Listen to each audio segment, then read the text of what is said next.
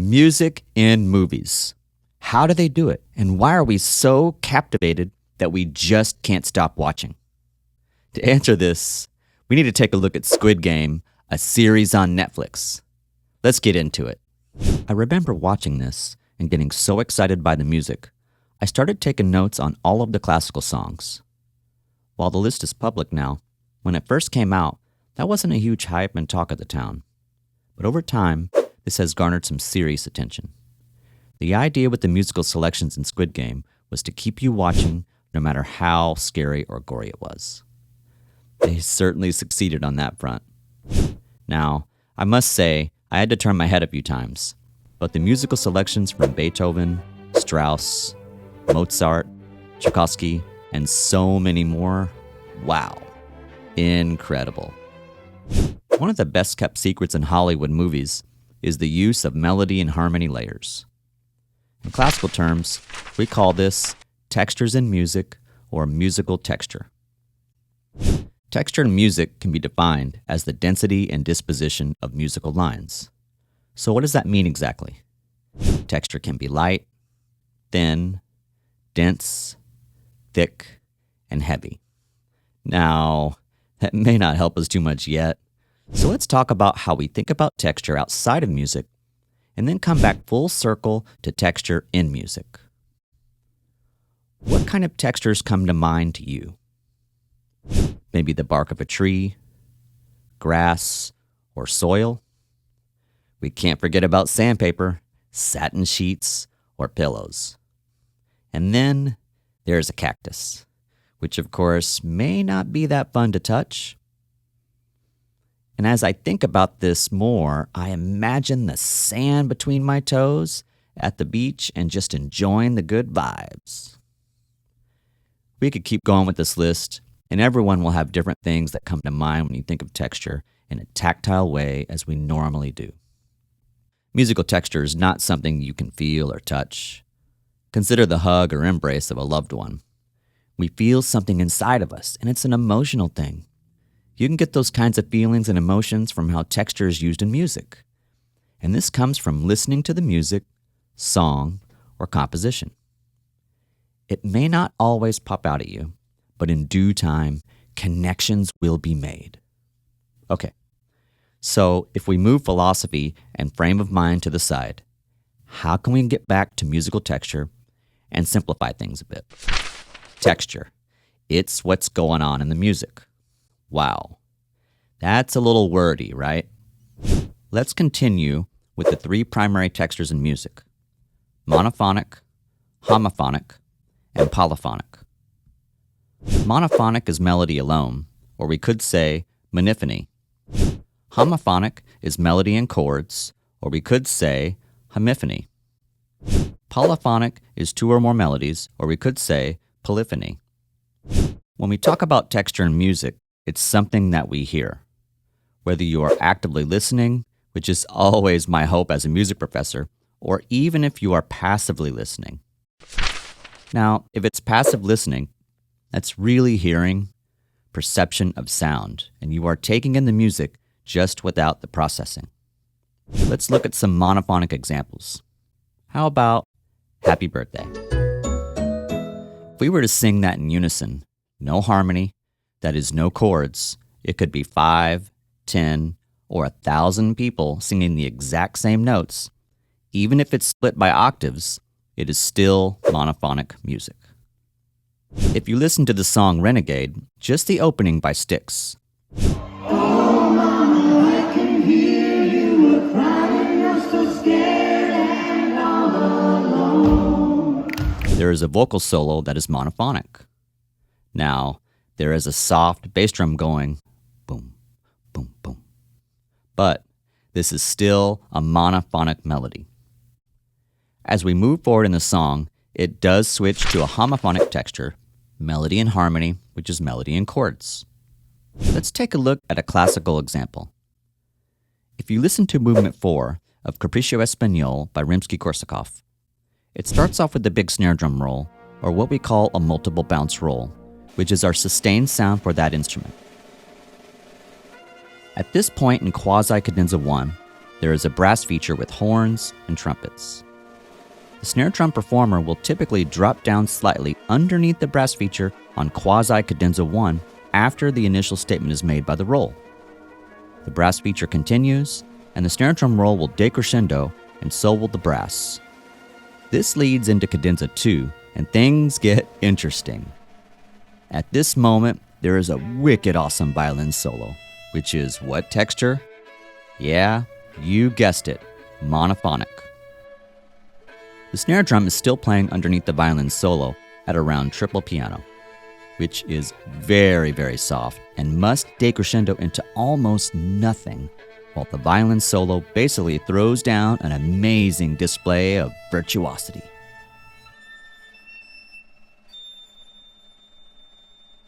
Next, we delve into the world of homophonic music with what I hope are interesting examples and a story or two.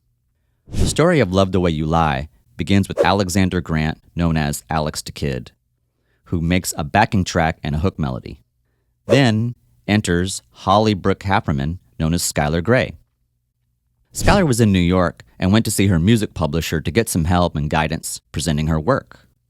Skylar's publisher at Universal Music, Jennifer Blakeman, suggested that she work with Alex the Kid. Skylar received an email from Alex the Kid with a music track that suggested a theme of abusive relationships. This resonated with her right away. So much so, it's been noted that she sang lyrics to the melody soon after listening, or maybe while she was listening. Skylar felt like she was in an abusive relationship with the music industry. Her sentiments at the time were that she loves music so much, but felt that sometimes the music industry was beating her down. Skylar wrote the chorus for Love the Way You Lie within a few minutes, and later recorded vocals for Alex the Kid's demo. Now, if we fast forward a bit, Alex the Kid brings over some backing tracks to Shady Records, and those were sent to Eminem, and he really dug the tracks. Eminem asked for more tracks, and one of those was Love the Way You Lie. Eminem collaborated with Rihanna on the song, and he wrote the rapped verses. Both Rihanna and Eminem had been in some difficult relationships. Eminem with Kim Scott, they were married twice and divorced, and Rihanna with Chris Brown, who assaulted her, and he was then charged with felony domestic assault.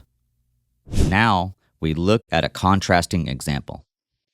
If you listen to Symphony 94, Movement 2 by Joseph Haydn, it starts off soft and calming in a homophonic texture with melody and chords split between high and low strings.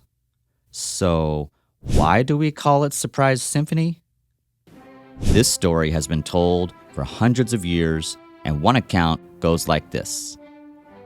Haydn notices someone sleeping in the audience, or maybe he heard them snoring and decided to cue the orchestra to play a loud chord. However, what we know from Haydn's biographer, who asked Haydn himself, is that while this is a good story, it's not true, says Haydn. The nickname does come from a loud chord that came out of nowhere in the beginning of the composition during the soft intro of the piece. The real story is that Haydn's pupil Pleyel was in town for a concert series, and Haydn needed to make a splash, get the audience's attention. He did just that. Haydn was all about audience engagement during the live performance. During Haydn's time, the audience might clap, roar, shout, woo, and more. As the years have passed, classical concert etiquette has evolved, and now audiences only clap after the music is complete. So, if it's a symphony that has 4 movements, you clap after the 4th Roman numeral. You do not clap in between. If you were attending a concert of the day in the classical period and heading to see a concert of Haydn's, whatever sentiments the audience felt, they reacted in real time to the music in front of them organically. Wow, isn't that awesome? Today, concert etiquette for classical music, opera, and ballet has become very well behaved, and some concert halls have required rules and dress codes. The reason for this makes sense.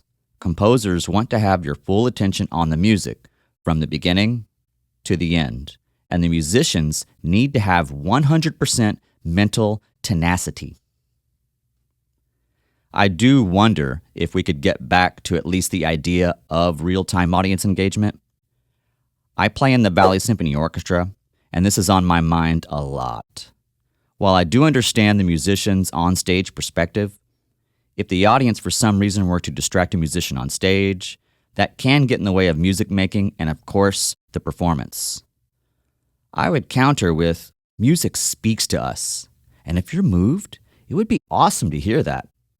In good taste, of course, dare I say, even if it's in between movements.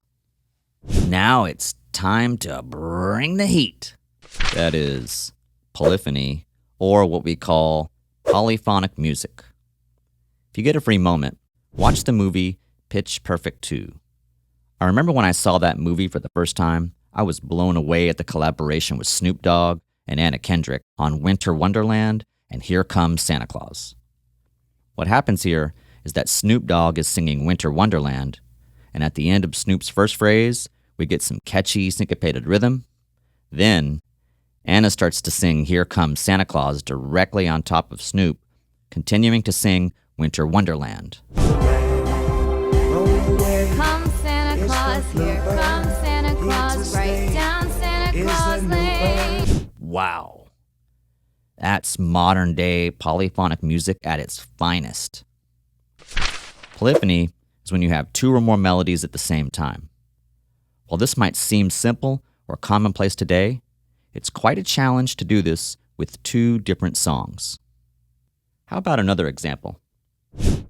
Let's listen to Manfred Mann's Earth Band and their version of Blinded by the Light on YouTube. Blinded